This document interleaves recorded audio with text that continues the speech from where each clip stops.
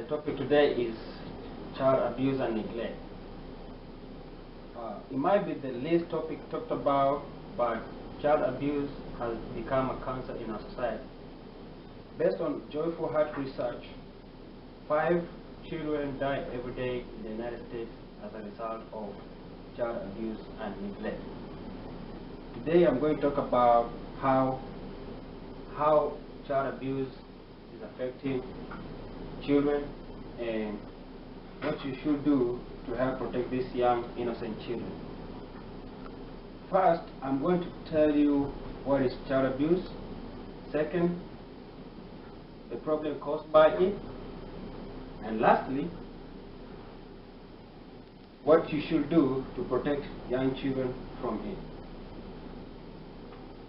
Let's begin by talking about what adults do that is considered as child abuse and neglect. According to Child National Hotline, a report of child abuse is made every 10 seconds. People usually do the following when abusing children: constant name calling, shaming and humiliating of a child, giving children limited physical contact such as hugs, kisses, and other types of affection, slapping, beating a child with a belt, not seeking medical attention for a child who is ill. Child Help reports that 78.3% of children abuse victims are left home by themselves without nobody watching them.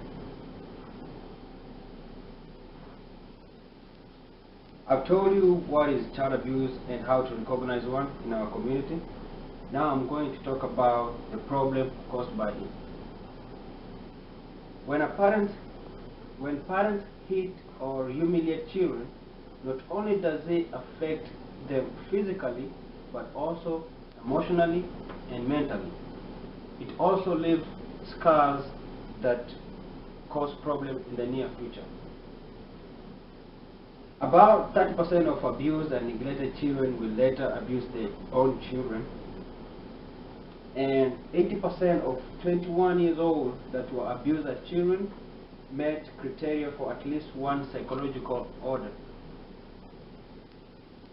According to Child Help, children who experience child abuse and neglect are 59% more likely to be arrested as juveniles, and 28% more likely to be arrested as an adult,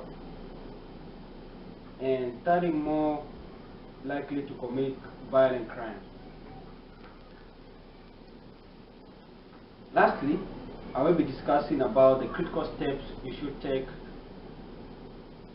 to protect children from abuse and neglect. If you notice some of the signs of abuse in a child, or notice children living in an abusive family, you must suggest the parent to see a psychologist, a counselor, or a social worker who usually help cope with drug problems, anger, and previous abuse experience.